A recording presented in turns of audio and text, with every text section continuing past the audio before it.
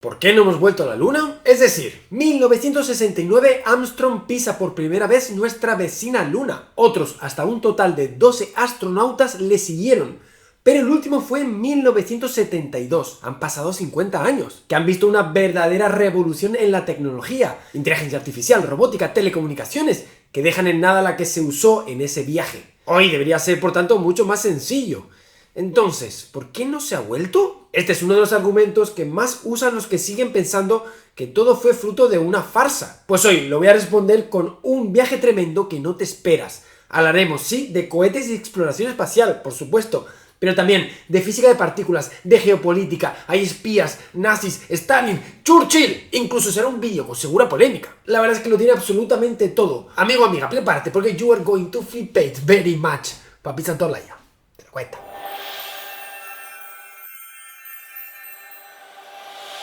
A mí me parece una duda sensata y una pregunta muy inteligente.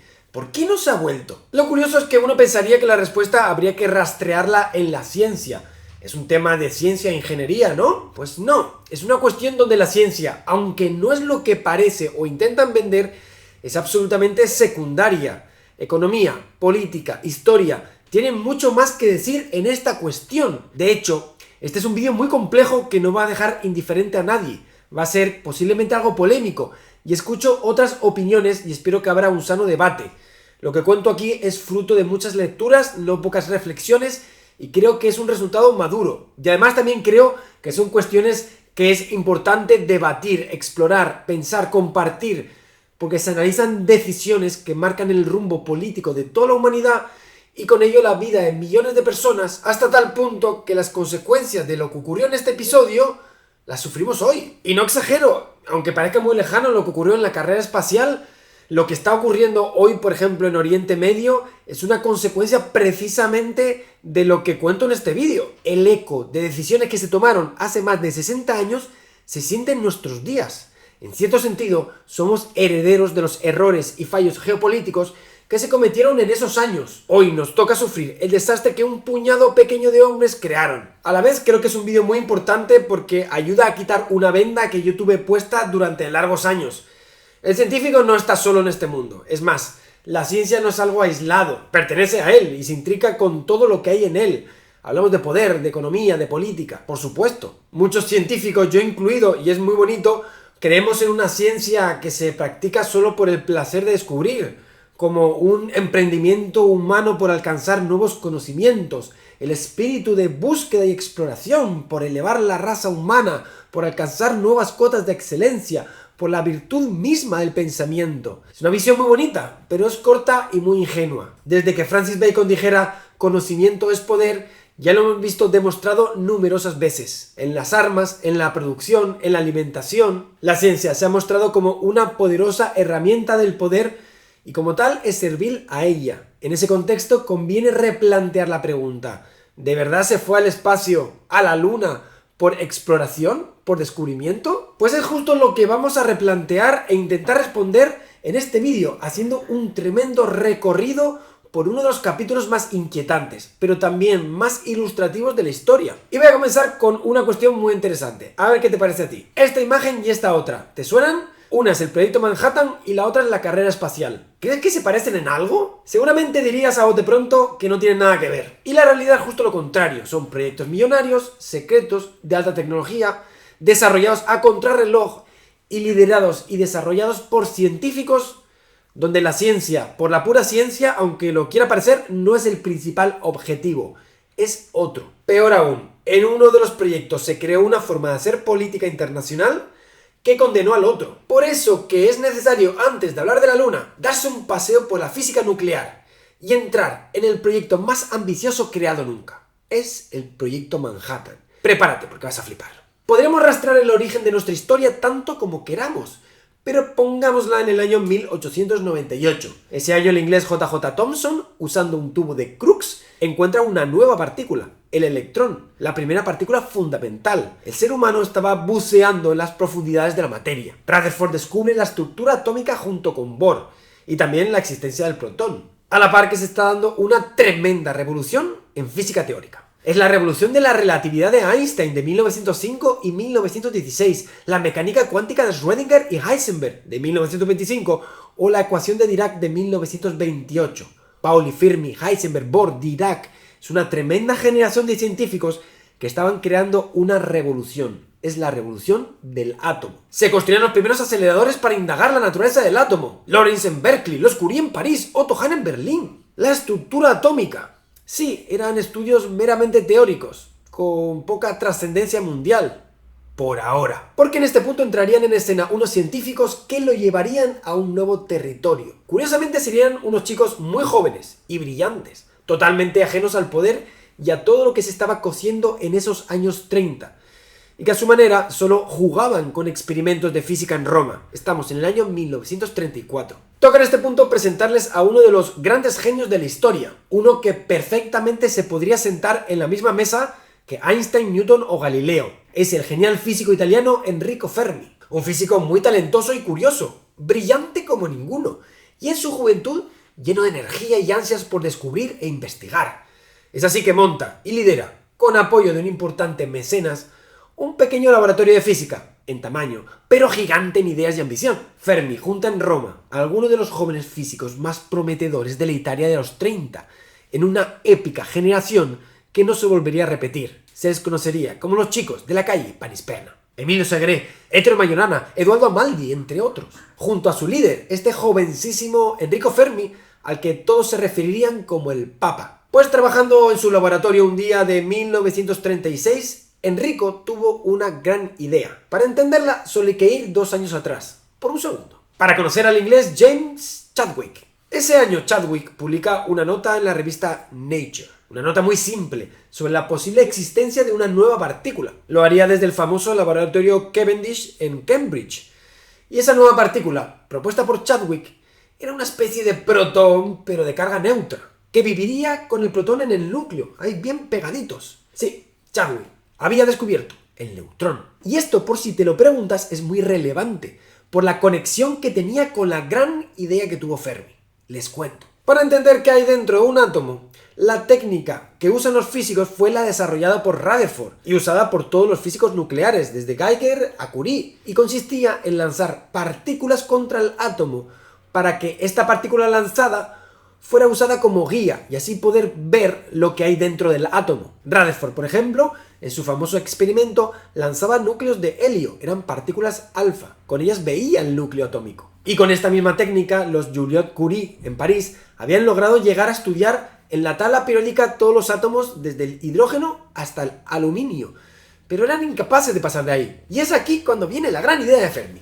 Lanzar una partícula alfa, como hacía Rutherford o los Joliot-Curie, tenía una gran desventaja. La carga positiva de esta partícula interacciona repulsivamente con el núcleo. Este lo expulsa. Así que esta partícula guía no puede entrar bien en el núcleo, por lo que solo lo puede ver de refilón. ¿Por qué entonces, se pregunta Fermi, no usar mejor una partícula que no pueda ser repelida por el núcleo y así pueda entrar bien en sus profundidades para verlo mucho mejor? ¿No podríamos usar una partícula neutra? Pues sí, esa es su gran idea. Usando neutrones ya no hay problema, porque como no tienen carga, pueden entrar en el núcleo sin dificultad. Son balas perfectas para estudiar el interior atómico. ¡Enco! Con esta gran idea ya podría llegar donde nadie había llegado.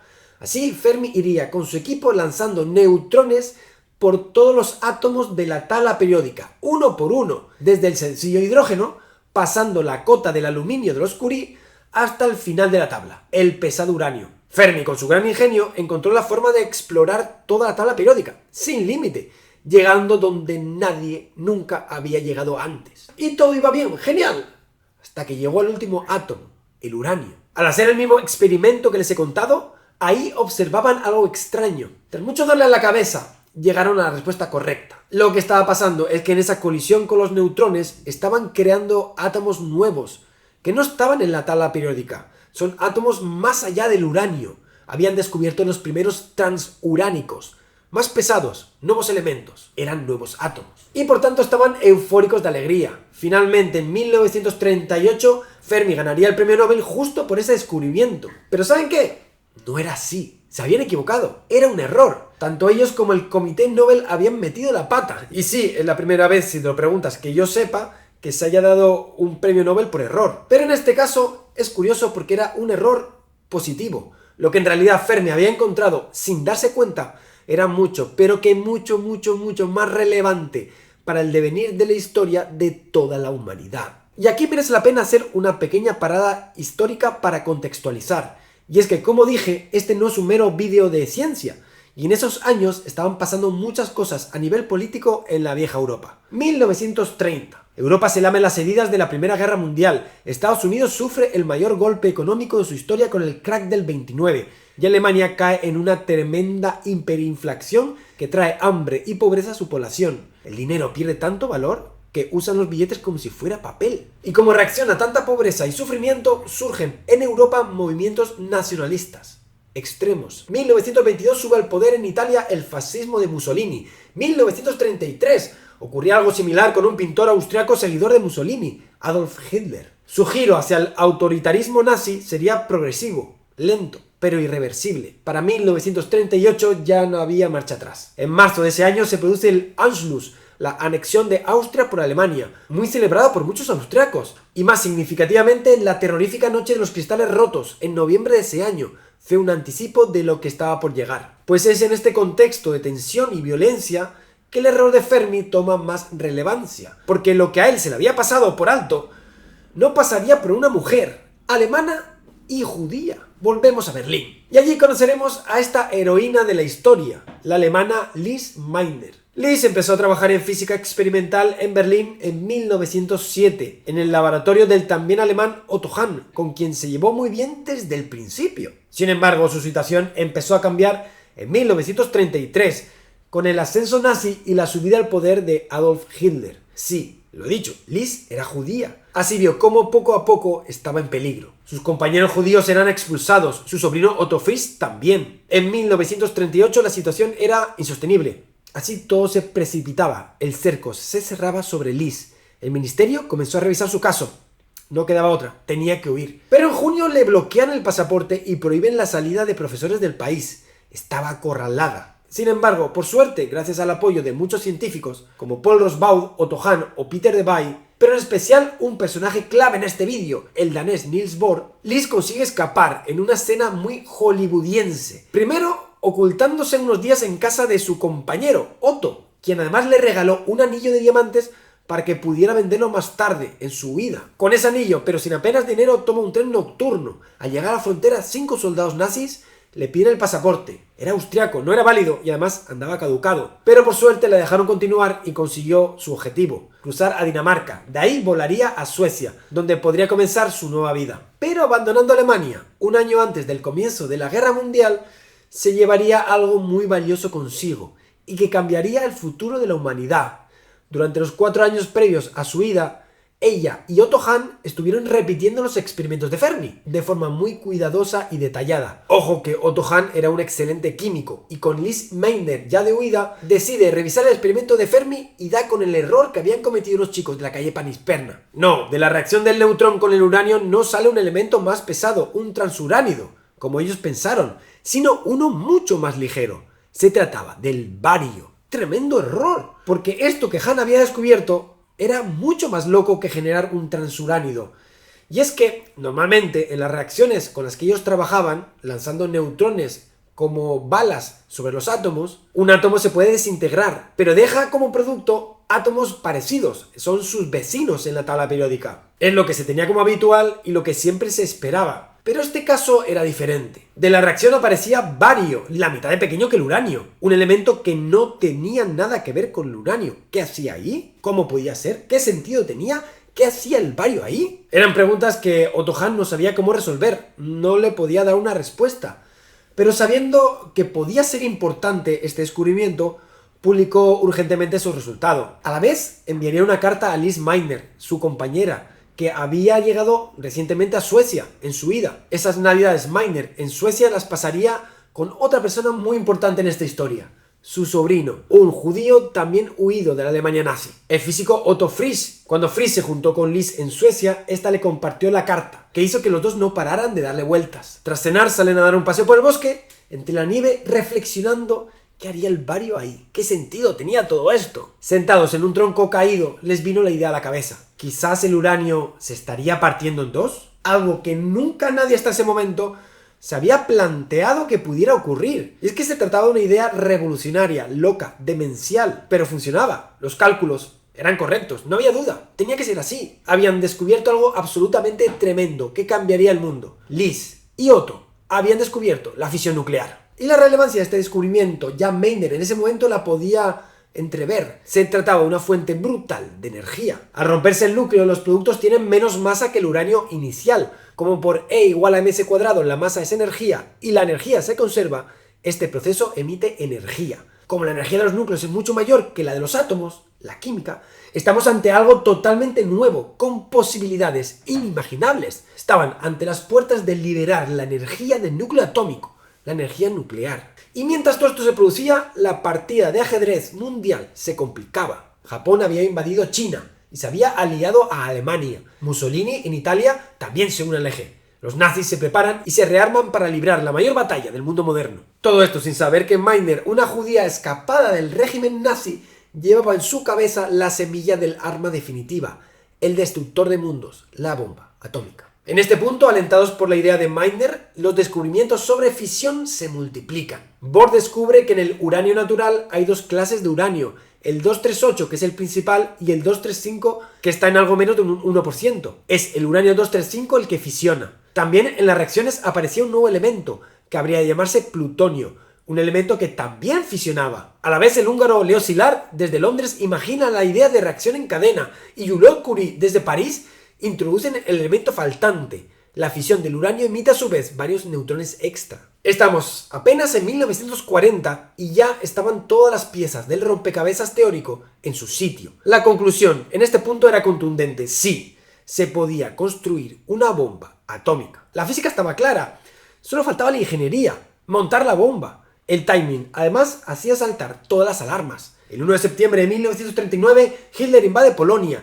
2 días después, el 3 de septiembre, Francia e Inglaterra le declaran la guerra a Alemania, iniciando la Segunda Guerra Mundial. Aún peor para esta historia. Ese marzo los alemanes habían ocupado territorio checo, donde se encuentra Jakimov, la mayor mina de uranio de Europa. Hablamos de una Alemania que, además de contar con tecnología militar puntera y una estrategia sin fisuras que no paraba de darle grandes victorias en sus primeras batallas, es que además era la primera potencia mundial en física.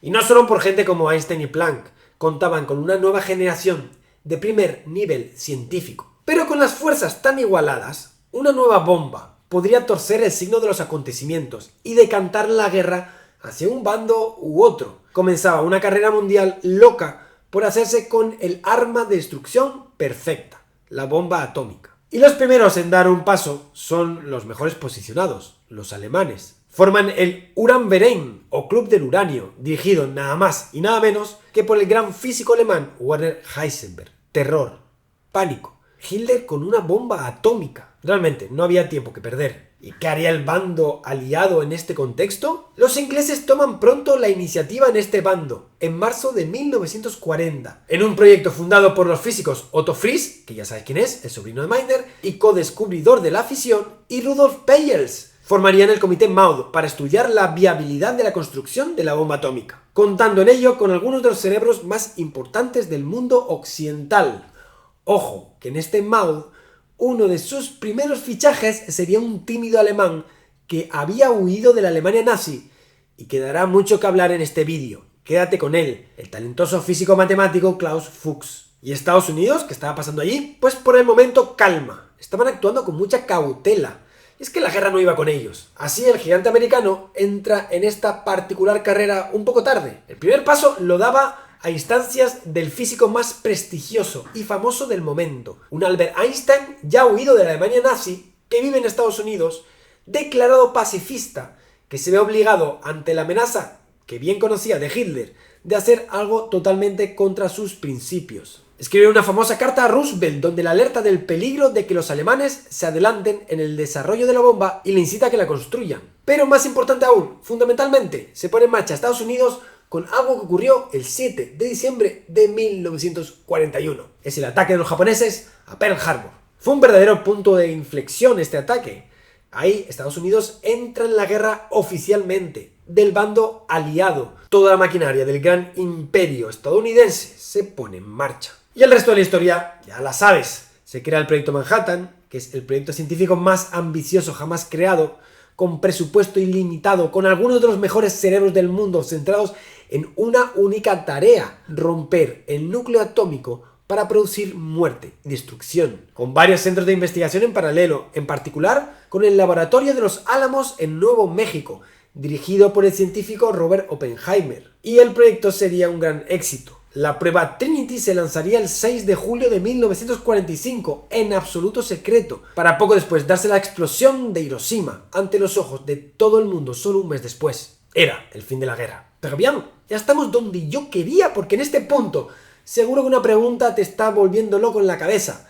¿Qué tendrá que ver todo esto que te he contado con el viaje a la luna? Pues mucho, porque entre ese 1939 que Alemania invade Polonia hasta ese agosto de 1945 que se pone fin a la guerra, entre medias pasaron muchas cosas a nivel político, con mucho impacto en nuestra historia. Fue un shock para muchos cuando la URSS se mostró como aliado de los nazis. 1939 se firma el pacto Ribbentrop-Molotov entre la URSS y Alemania, que incluía un protocolo secreto para repartirse Polonia y los países bálticos. Pero quizás fue aún mayor el impacto causado cuando solo 3 años después, el 22 de junio de 1941, sin previo aviso, la Alemania nazi decide romper el pacto e invade la URSS. Y lo hace en una guerra muy larga y cruenta, de las más sanguinarias de la historia, y que iba a generar una tremenda sacudida en este tablero de ajedrez. Atentos a la jugada. Tras el ataque a Pearl Harbor de ese mismo diciembre, dos países condenados a temerse y odiarse, es que no podían ser más antagónicos en bases, principios, valores y fundamentos, eran de repente, de la noche a la mañana, aliados, Estados Unidos y la URSS. Y aquí tenemos de repente formada una de las alianzas más extrañas de la historia. Roosevelt, Churchill y Stalin juntos en la mesa, unidos con un enemigo común, Hitler. Churchill llegó a proclamar por radio: por tanto, cuando Rusia corre peligro, nosotros corremos peligro. Rusia tendría toda la ayuda técnica y económica en poder de Gran Bretaña. Mandaron aviones de caza, equipos de radar, bombarderos, artillería antiaérea, destructores, municiones y 3 millones de botas. Los tres grandes, como fueron llamados, incluso se verían las caras en diversas ocasiones, como en las reuniones en Teherán en 1943 y Yalta en 1945. Y todo pues más o menos bien mientras ese enemigo común estuvo sacudiendo el tablero. Pero la cosa habría de cambiar también de un día para otro cuando la cosa dejó de ser así. Operación Colso o Anillo, último episodio de una batalla que llevaba casi 2 años. El frente nazi sufre su primera severa derrota. Sería en la importante plaza de Stalingrado. Era el inicio del fin del Tercer Reich. De esta batalla saldría un gran derrotado, la Alemania de Hitler, que a partir de este momento empezaría a decaer y replegar hasta su derrota final. Pero sobre todo salía un gran victorioso, la Unión Soviética de Stalin, que pasaba a convertirse de la noche a la mañana en una temida potencia mundial. El mundo entero había visto su poder militar, un ejército de más de 10 millones de soldados que pudo contener y derrotar al más temido ejército del planeta, los nazis. Y claro, como tal, atentos a la situación tan contradictoria que tenemos. Esa victoria colocaba a dos aliados, la URSS y Estados Unidos, con modelos e ideas tan dispares como inminentes necesarios rivales y enemigos por el poder mundial. Aliados y rivales a la vez, muy Schrödinger. Y todo ello mientras se libraba una guerra mundial y como aliados deben seguir cooperando. Y en medio de este panorama tan rocambolesco, un objeto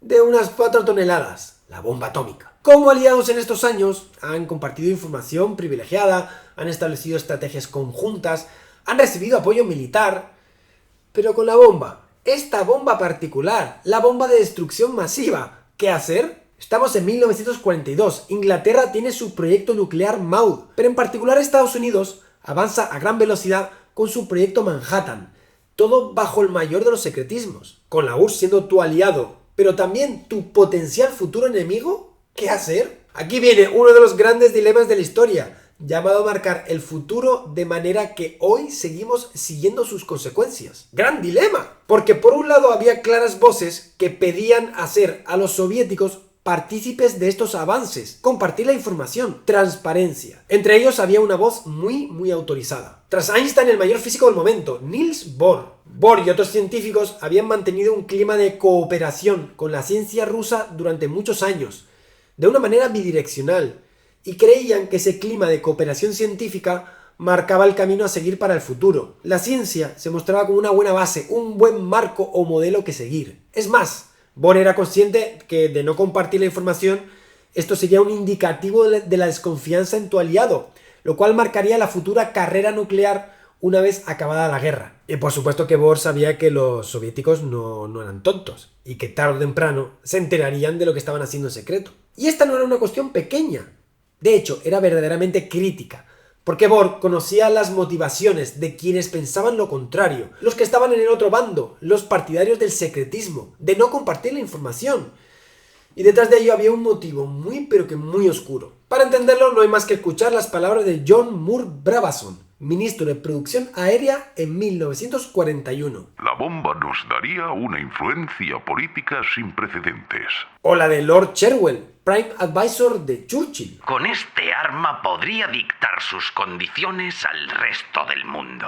Vamos, que se dan cuenta de que tenían ante ellos una oportunidad única para coaccionar a las demás naciones cuando hubiera acabado la guerra y haya que redactar los acuerdos de posguerra.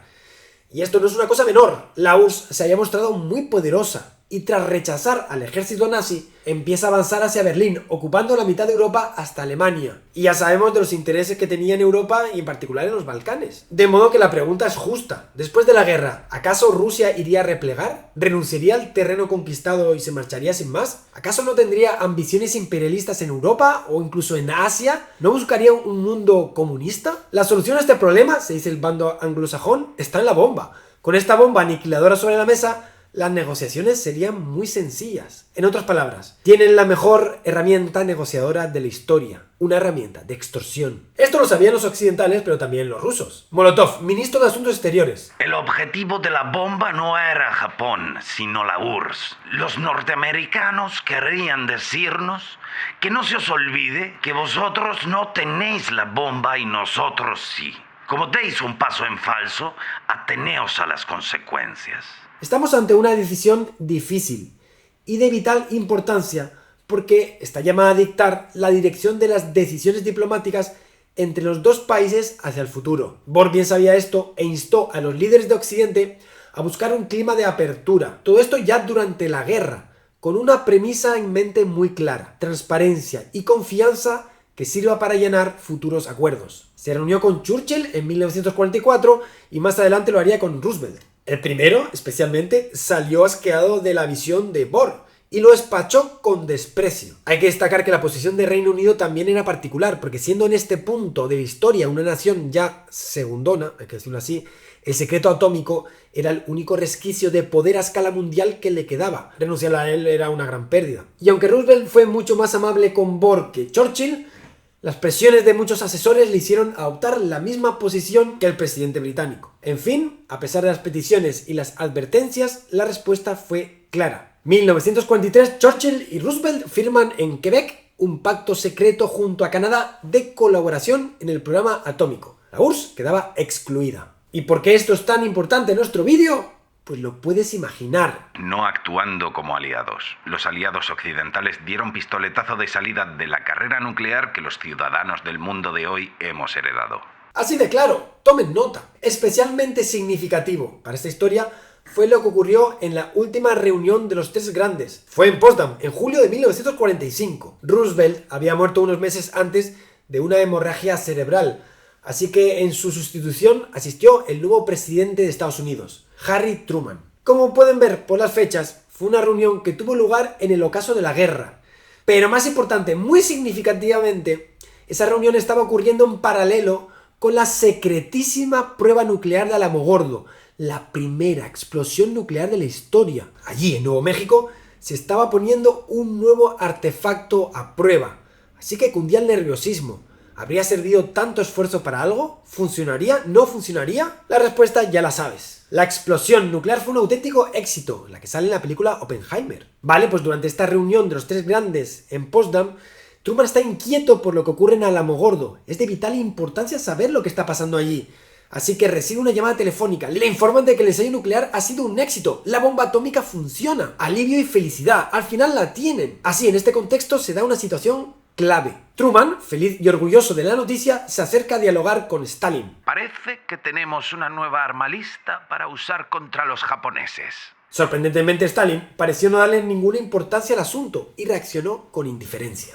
Amigos y amigas, este escueto y ambiguo comentario es todo lo que oficialmente Estados Unidos compartió durante estos 3 años de alianza con la URSS, con su aliado. Y nos preguntamos, ¿qué pasaría por la mente de Stalin en ese preciso momento? ¿Por qué reaccionó con indiferencia de esta manera? Pues este episodio es tan importante en nuestra historia que luego volveremos a ello. Como ven, Bohr había perdido la partida, pero aún había esperanza. Una vez finalizada la guerra, pensaron muchos, tenemos aún una segunda oportunidad. Aún estamos a tiempo de cambiar el clima político con una apertura del secreto militar tras la guerra. Así, en este punto, muchas otras voces autorizadas se suman a la causa de Bohr. Científicos como Szilard Rabi, políticos como Vannevar Bush, pero en particular una persona muy importante, Robert J. Oppenheimer. Sí, el mismísimo padre de la bomba atómica. Para ese año, 1945, recién terminada la guerra, Oppenheimer era ya una estrella, uno de los hombres más populares y famosos de Estados Unidos, un héroe de guerra. Todo el mundo lo amaba. Y sí, se había ganado la guerra, muy en parte gracias a él.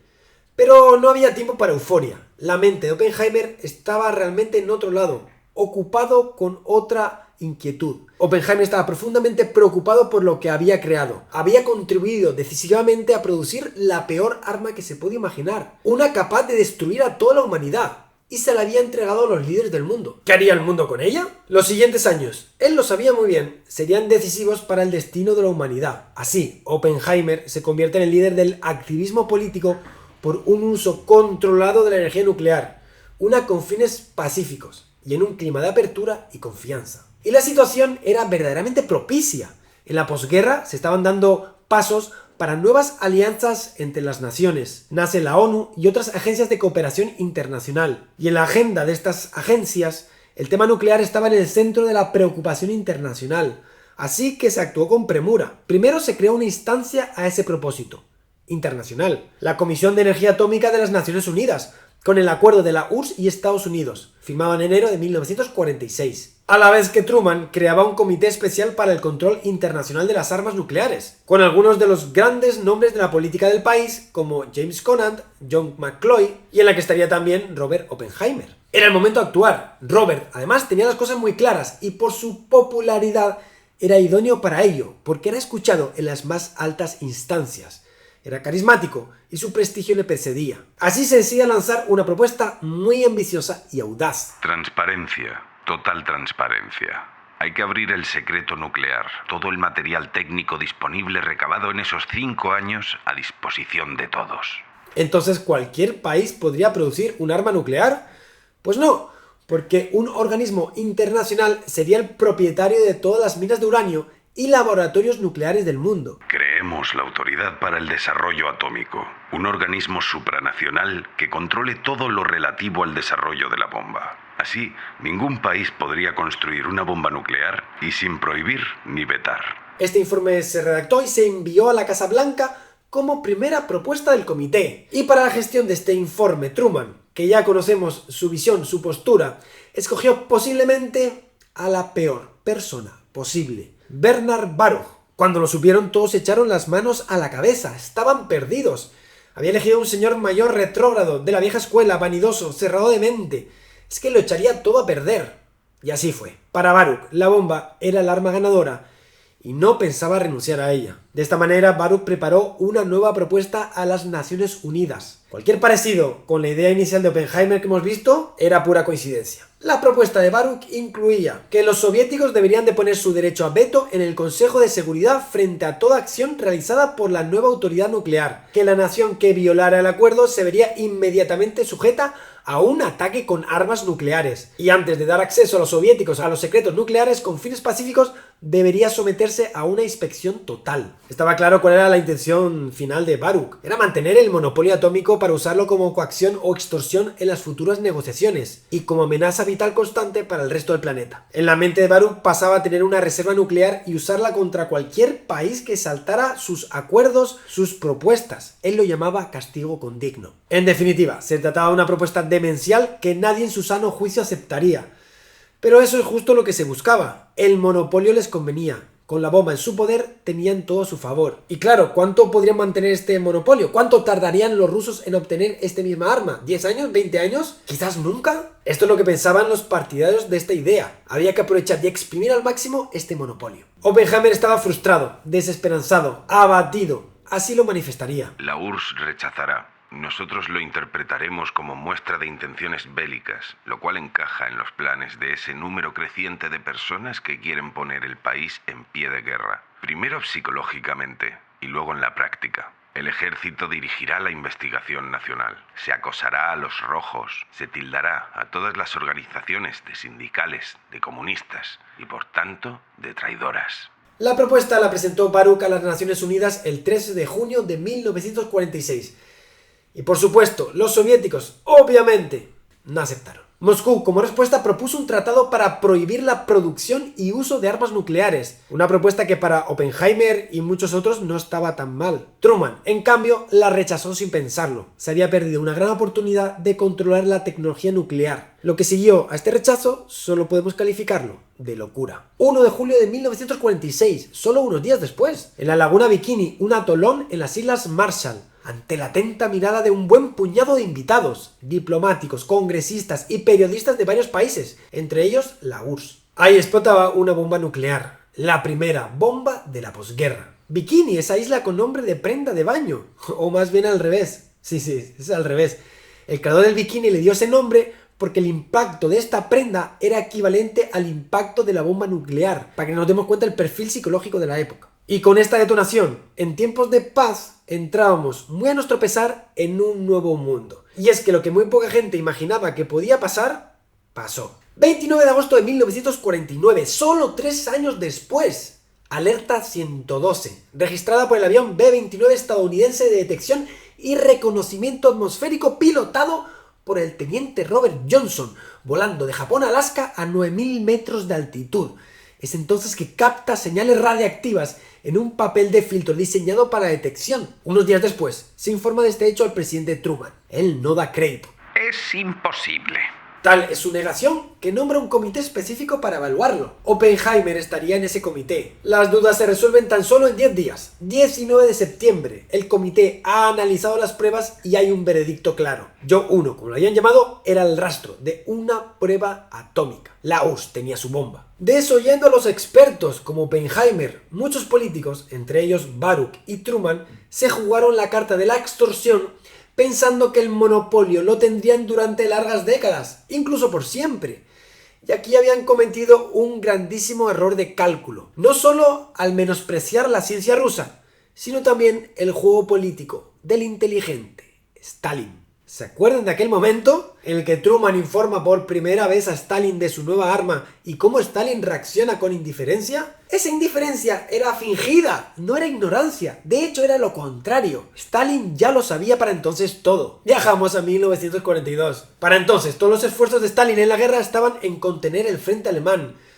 No había para más. Científicos, técnicos, industriales, todos volcados en el país con el esfuerzo bélico. Institutos de ciencia de Moscú y Leningrado se evacúan y reorganizan para trabajar en radares, blindajes, artillería. El esfuerzo de guerra es prioritario. Mientras los efectos del espionaje soviético, la inteligencia rusa y, por qué no, la suspicacia de muchos científicos de ese lado del mundo, comienza todo ello a dar sus primeros frutos.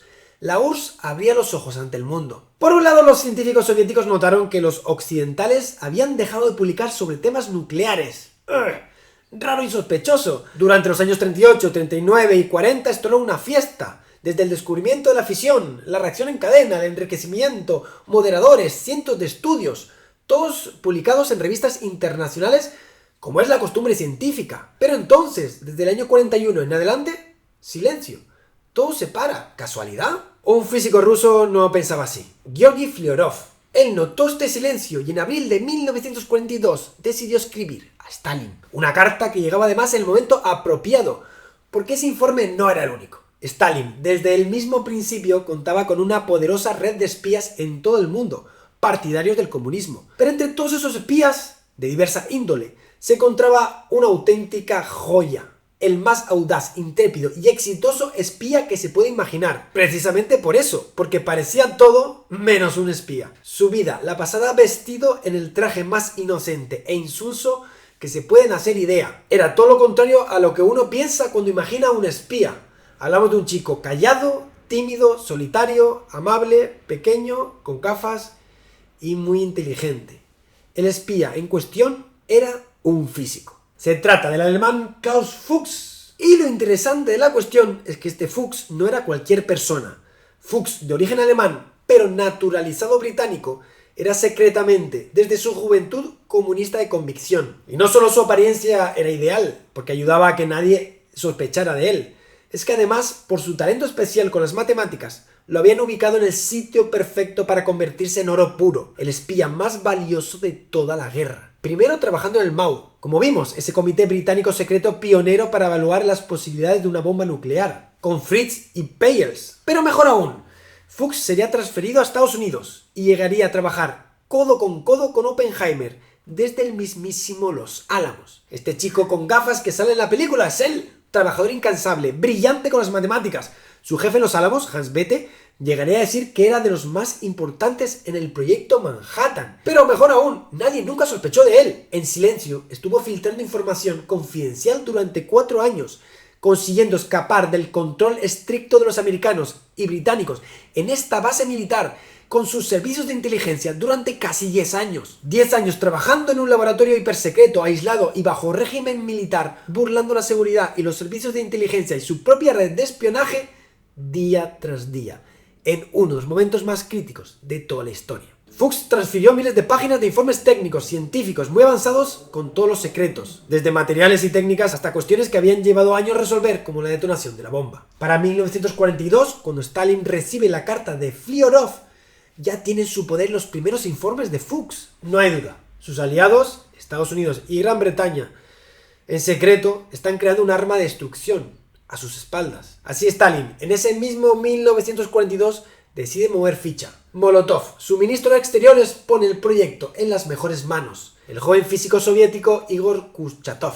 Kurchatov y su amigo Khariton habían sido evacuados a Kazán para desarrollar bombas ordinarias, pero entonces recibiría instrucciones precisas. Había que hacer un proyecto, como el de los alemanes y americanos, para construir una nueva bomba, mucho más poderosa. Y ya les digo, que aunque fueran continuamente infravalorados por políticos occidentales, los rusos también contaban con un verdadero Dream Team de la ciencia. La ciencia rusa del siglo XX era verdaderamente muy top. Gente como Piotr Kapitsa, Vladimir Verdadsky y Yuri Yariton. Pero en especial su padre intelectual, Abraham Fyodorovich Yoffe. Y por supuesto, dos de los grandes genios del siglo XX, Lev Landau y Yakov Zeldovich, que para que ubiquen lo cracks que son, perfectamente podrían estar en el top 10 de los mejores científicos de la segunda parte del siglo XX, quizás. Y todo esto sin olvidar a quien sería su líder, el talentoso Kurchatov. Pues todos ellos habían sido formados en las mejores universidades del mundo, colaboraban con los mejores científicos como Thorne o Hawking, y estaban al tanto de lo último de la física internacional.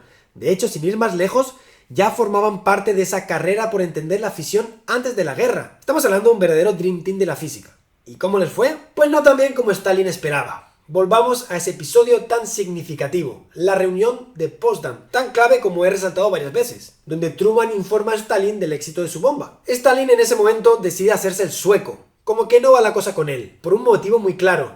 No quiere mostrarse intimidado ante Truman, que es lo que este mismo pretendía, intimidarle. Sin embargo, por dentro las cosas eran muy diferentes. Está verdaderamente enfurecido. ¿Por qué su equipo científico no lo ha conseguido aún? Kurchatov y sus colaboradores habían conseguido una comprensión completa del fenómeno atómico, a nivel teórico. Tenían un buen diseño de bomba. Pero se quejaba, sus recursos eran limitados. Faltaban laboratorios, personal y, muy importante, material. Stalin le reprimió. Un niño que no llora no mama. En ese momento, para Stalin, la bomba pasaba a ser prioritaria.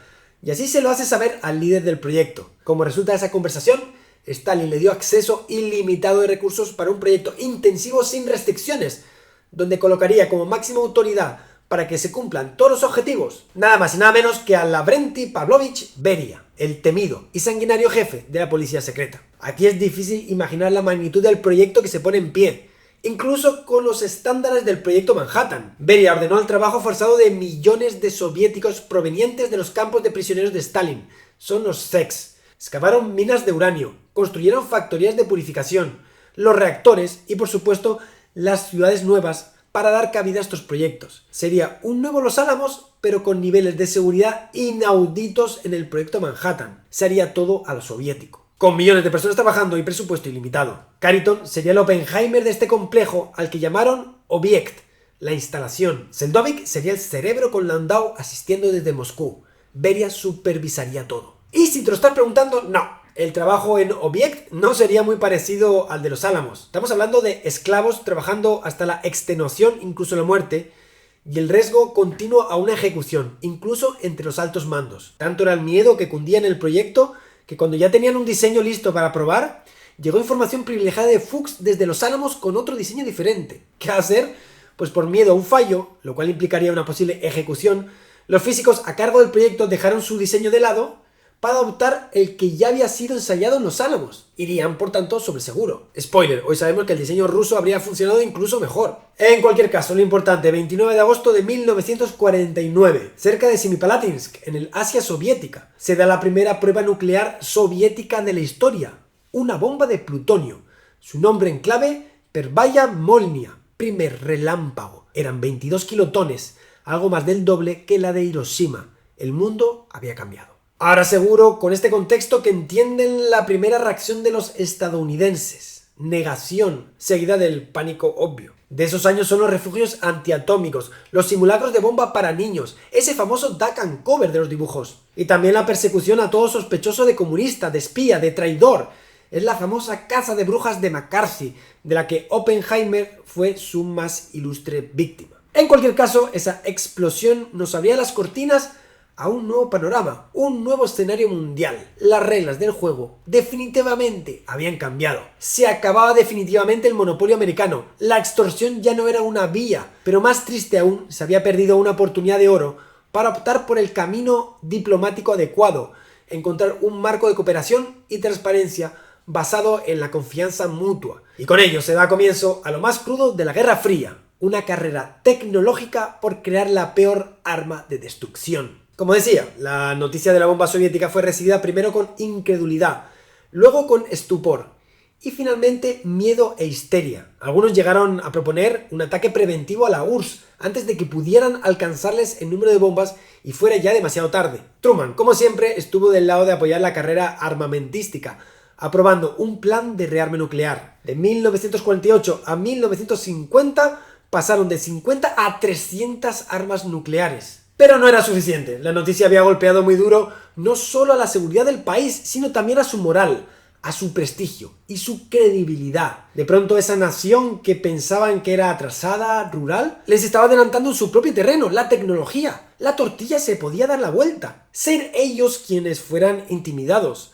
Necesitaban rápidamente un golpe de efecto psicológico, algo que les devolviera la superioridad, la supremacía. ¿Qué hacer? En ese momento había una opción que pasaba por la mente de los más formados en física, pero era absolutamente terrorífica. 1941, volvemos a Los Álamos, el centro de investigación que vio nacer la bomba atómica. Uno de los más brillantes físicos allí era también de los más ariscos y huraños. Su nombre es Edward Teller, es el malo de la película Oppenheimer. Pero lo que sí tenía era talento y a raudales. Un día, a este Edward se le ocurrió una muy buena idea. Si rompiendo un átomo pesado se produce energía como para crear una bomba, ¿unir átomos ligeros no generaría también energía como para una bomba? Pero en este caso además a lo loco, mucho más abundante, porque se trata de un proceso muy conocido en física, que se llama fusión y es el que da lugar al brillo del Sol y es mucho más poderoso. Entonces surge esta pregunta, ¿se podría emplear esta energía brutal para generar una bomba aún más destructiva? La respuesta es sí, sería la superbomba, una bomba termonuclear, la bomba H. Es más, esta bomba dejaría en nada la bomba de fisión, tanto que incluso una bomba de fisión se usaría para iniciar la explosión de la bomba de fusión. Claro, este nuevo estado del orden mundial y la psicosis tras la bomba atómica rusa vendría a rescatar la idea original de Teller. A Truman le urgía un golpe de efecto y esta le pareció una idea brillante. Pues a pesar de que muchos físicos y políticos se opusieron a la propuesta, entre ellos, obviamente, Oppenheimer, el plan fue aprobado y comenzó una nueva oleada de reclutamiento de físicos en dirección a los Álamos, dirigidos y alentados por el gran talento húngaro, Edward Teller. En este punto la opinión se dividió entre los que querían competir en una carrera armamentística y los que querían controlarla. Y si han visto la película Oppenheimer, sobre precisamente esto trata la segunda mitad. Y si lo has visto ya sabes el resultado. 1 de febrero de 1950, Truman se dirige a la población por radio. Anuncia la puesta en marcha de un proyecto para crear un arma termonuclear. Pero hay más. 1952, isla de Elugelab, en el atolón Eniwetok, en el Pacífico, se detona la primera bomba de hidrógeno, Mike, 800 veces más potente que la de Hiroshima, con la desventaja de que requería un aparato enorme, tipo factoría para licuar el deuterio y que funcionara la bomba. Es decir, no era una bomba práctica. ¿Qué se hacía mientras tanto en el otro lado del mundo, en el otro bando? Pues tras el éxito con su primera prueba nuclear, Stalin da un espaldarazo a su proyecto atómico. Ordena que todos los recursos del Estado soviético sean asignados para construir la superbomba. Todo con un objetivo: superar a los americanos. 1932, en marzo, muere Joseph Stalin. Tan solo unos meses más tarde, en Semipalatinsk, estalla su primera bomba termonuclear, Joe 4, solo 30 veces más potente que la de Hiroshima. Pero esta sí, y es clave, suficientemente pequeña para que quepa en un avión. 1954, Estados Unidos detona su primera superbomba transportable. Su nombre es Bravo y equivalía a 1300 Hiroshimas. Y esto no para. 1955, los soviéticos continúan la carrera con su bomba termonuclear de 300 Hiroshimas. A finales de la década, tenía Estados Unidos 18.000 armas nucleares y había invertido 5,5 billones de dólares. Y la URSS, por desgracia, tampoco se había quedado atrás. Y aquí viene un punto bien interesante de esta historia que nos va a ayudar mucho a responder la pregunta de este vídeo. Si en este punto, 1955, preguntas a un experto en estrategia militar y le cuentas todo este rollo de la bomba H, la reacción termonuclear, los megatones que libera y los billones que está gastando el gobierno en investigación de estas armas del juicio final, él te diría que te calles, que mejor le des ese dinero que él lo gastará en otra manera. Y es que estas superbombas, te diría, no son operativas, no son prácticas. Un estratega militar prefiere otra cosa en su lugar. Algo como 1000 bombas pequeñas que pueda dirigir contra objetivos específicos. Entonces, ¿qué sentido tiene todo esto? ¿Por qué gastar billones en algo que no es práctico? La respuesta es clara. La clave, una vez más, está en ese momento, en Potsdam, cuando Truman se negó a confesar su secreto militar a Stalin. Estaba fundando una nueva forma de hacer política internacional, basada en la intimidación. Sí, esta es la palabra clave de este vídeo: intimidar. Una superbomba no será práctica, estamos de acuerdo, pero asusta, intimida. Y eso es un valor cuando te sientas en una mesa de negociación. Es más, y esta es la segunda palabra clave de este vídeo, da prestigio tecnológico. Hablamos de dos naciones con dos formas diferentes de ver el mundo y están enfrentadas, compitiendo por ver cuál es más exitosa, cuál es más productiva, cuál hace mejor las cosas. Estos éxitos tecnológicos intimidan, pero también dan prestigio a quien los obtiene. Dice al mundo: yo soy capaz de hacer algo que tú no puedes. Yo hago las cosas mejor que tú. Yo soy más exitoso. Un último dato y ya vamos a responder directamente a la pregunta de este vídeo. Las bombas más poderosas son más pesadas, tanto que no pueden ser transportadas por un avión convencional, pero quizás sí por un cohete. Pues ahora ya tenemos todos los ingredientes. Vamos con la respuesta al vídeo. Los años 60, como han visto, son años de histeria y paranoia, pero también de conflicto real. 25 de junio de 1950 estalla la guerra en Corea. Muy cerca se estuvo de una guerra atómica abierta en varios momentos. Abril de 1951 se llegaron a cargar los proyectiles y el gobierno dio la orden de represalia atómica contra Manchuria. La orden definitiva nunca se cursó, por suerte. Pero no fue la única crisis. Recuerden la de misiles de Cuba en el 62 y muchas más situaciones de la Guerra Fría que se deben a esta absurda escalada bélica. Todo provocado por un clima de desconfianza y miedo mutuo que nos remite a las dos palabras claves de este vídeo: intimidación y prestigio. Pues ahora ponte en el pellejo de un estadounidense promedio que está tranquilo en su casa un viernes por la tarde en este contexto de Guerra Fría y de repente abre el periódico y ahí lo ve. 4 de octubre de 1957. La URSS lanza al espacio el primer satélite artificial de la historia, el Sputnik 5, que no era gran cosa, era una simple esfera de 84 kilos y medio metro de diámetro, con un emisor que hacía bips, nada más. Pero lo que provocó esto en Estados Unidos es indescriptible. Hay quien compara el Sputnik al ataque de Pearl Harbor. Los medios de comunicación se hacían ecos de la noticia. Colocaban a Estados Unidos 5 años por detrás en tecnología con respecto a la URSS. Un científico J.P. Rice llegó a declarar que no más tarde de 1975 Estados Unidos sería un miembro de la URSS más. Era un golpe de efecto psicológico terrible. Les habían adelantado. El orgullo de una nación estaba herido. Y el miedo era evidente. Por un lado, la URSS le estaba ganando la guerra tecnológica a Estados Unidos. Por otro lado, piénsalo bien, en un cohete que puedes poner una bola de 80 kilogramos, puedes poner también una ojiva nuclear. Es decir, desde ese momento, ningún rincón de la Tierra estaba a salvo. Y no solo es una guerra de intimidación y prestigio. En juego estaba todo un modelo de vida, de organización, de valores. Comunismo frente a capitalismo. Estados Unidos quiso responder rápido, de inmediato. Así lanzó un proyecto tan pronto como pudo, diciembre de 1957, solo unos meses después. Sería el Vanguard. ¿Y qué pasó? Pues el cohete se elevó unos cuantos metros, se paró y cayó al suelo provocando un gran incendio. Los medios lo bautizaron como Kaputnik. Y la humillación continuó. La URSS fue primera en poner un animal en el espacio, Laika, un ser humano en el espacio, Gagarin, el primer paseo espacial, Alexei Leonov, y la primera mujer en el espacio, Valentina Tereskova. Es una guerra de presión, prestigio e intimidación que la URSS también estaba jugando. Fíjense hasta qué punto esto es evidente. El Sputnik 2 se lanzó el 3 de noviembre de 1957. ¿Cualquier día? Pues no, es justo el día en el que se conmemora el 40º aniversario de la Revolución Rusa. Peor aún, el Sputnik 3 se lanzó un 15 de mayo de 1958. ¿Cualquier día? No. Eran las elecciones italianas ese día. Los líderes soviéticos pensaban que así quizás podrían influir en el voto de los indecisos italianos hacia el comunismo. Pues en esta guerra de prestigio e intimidación, la URSS estaba destrozando a Estados Unidos. Había que hacer algo y los políticos gringos lo sabían. Un giro drástico. Y en este punto solo había dos cosas que se podían hacer. Por un lado, necesitaban la visión de un político ambicioso y carismático que se proponga conseguir vencer a los soviéticos a cualquier precio. Y lo tenían. Es John Fitzgerald Kennedy. Tanto es así que el 12 de septiembre de 1962, JFK daría un discurso histórico que marcaría el devenir de Estados Unidos en esta carrera. Bueno, el espacio está ahí y lo vamos a escalar. Y la luna y los planetas están ahí. Y nuevas esperanzas de conocimiento y paz están ahí. Y por lo tanto, a medida que zarpamos pedimos la bendición de Dios en la aventura más grande, peligrosa y arriesgada en la que el hombre jamás se haya embarcado. Prioridad máxima y presupuesto ilimitado, tal como ocurrió con el proyecto Manhattan. Por otro lado, la URSS contaba en sus filas nada más y nada menos que con Sergei Korolev, genio y pionero de la cohetería, el mejor ingeniero aeronáutico del mundo. Así que si los gringos querían competir con ellos, habría que poner a liderar el proyecto de cohetería americano a alguien a su altura. En los despachos sonaba el nombre de la única persona que podría quizás asemejarse a Korolev, el único que podría rivalizar con él, el mejor ingeniero del mundo en genio y brillo, el único capaz de competir con el talento de Korolev.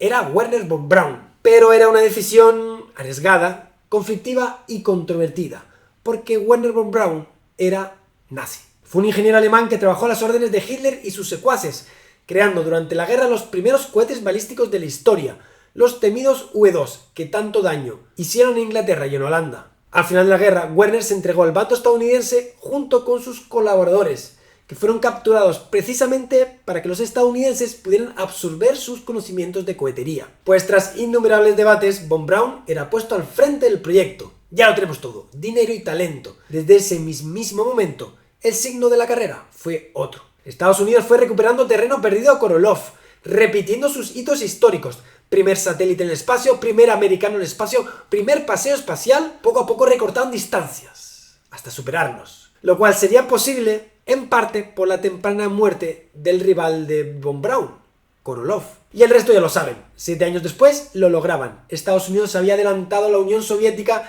en el último hito espacial por alcanzar, la llegada a la Luna. Armstrong ponía un pie en nuestro satélite, en nombre de toda la humanidad, en julio de 1969. Ponía fin a la carrera espacial. Entre medias, 400.000 personas empleadas con un coste de 25.000 millones de dólares de la época. Estamos hablando de un 5% del presupuesto anual del Estado, una auténtica burrada. Y con estos datos en la cabeza ya tenemos todo para la pregunta del vídeo. Entonces, ¿por qué no se ha vuelto al espacio? El viaje a la Luna tuvo sentido en 1969 dentro de su contexto político, la carrera espacial. Con un coste tremendo, no fue un viaje de búsqueda, de exploración, no, para nada. Era una carrera táctica que servía para contrarrestar el efecto negativo psicológico del Sputnik en una guerra de intimidación y prestigio. Por ejemplo, en 1990, con la URSS ya desmantelada, algo así ya no tenía sentido. Simplemente, era un gasto innecesario. Es mucho más inteligente mandar en cambio misiones de exploración no tripuladas, que al no llevar humanos son mucho más baratas. Simplemente por eso, por esa razón no se ha vuelto a la Luna, porque no hay motivo. Y ahora seguro que también entienden otro dato vital, yo creo, para responder a alguien que no cree en la llegada del ser humano a la Luna. Después de todo lo que te he contado, de todo lo que te he dicho en estos más de una hora de idas y venidas y locuras, y temas políticos, frustraciones, engaños, ¿te crees, después de estas locuras, de verdad, que la USA aceptaría su derrota en la carrera espacial tragándose una grabación en un estudio sin más? ¿No crees que la URSS, para admitir esta derrota, necesitaría pruebas convincentes de este paseo espacial por la Luna? Por ejemplo, trayendo rocas lunares o recibiendo mensajes enviados desde la misma Luna. Todo esto para que lo pienses. Pues me despido de este tremendo y maratoniano vídeo con un texto de Oppenheimer muy significativo y emocionante, y que creo que invita a la reflexión. Creo que si hubiéramos actuado con transparencia, de forma inteligente, clara y prudente, podríamos habernos liberado de la sensación de omnipotencia que sentimos, bastante mezquina, y de nuestros delirios sobre los beneficios del secretismo. Y podríamos haber conducido a la sociedad hacia una visión más sana de un futuro por el que valiera la pena vivir.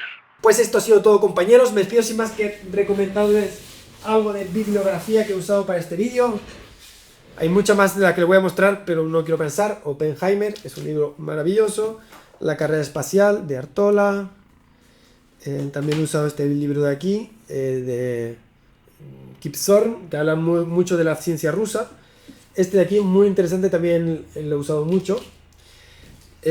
Por supuesto, sobre geopolítica en el espacio, sobre la relación entre ciencia y guerra, Neil deGrasse Tyson, Un pequeño paso para el hombre, y también algún libro de historia, si lo tengo por aquí a mano. Sí, la Segunda Guerra Mundial contra escépticos, de Slava Galán. Pues me ha servido muchísimo, la verdad, para poner el contexto histórico a este vídeo de ciencia. Así que, como ven, un trabajo documental brutal, que me ha llevado mucho tiempo preparar. Lo he hecho con mucho cariño, con mucho esfuerzo. Sé que va a ser un vídeo, pues, quizás polémico.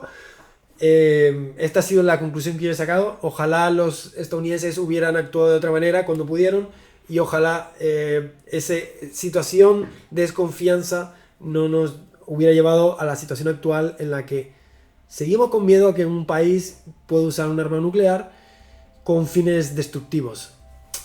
Así es como está la cosa, y bueno, así hay que entenderlas. Espero que todo esto sirva también para reflexión, para darle a la cabeza, y también para aprender mucha física, como has podido ver. Me despido sin más, deseando que le des mucho coco y estudies, que alguno de ustedes puede ser el próximo Einstein o la próxima Marie Curie. Nos vemos como siempre el próximo día, piratillas. Hasta pronto.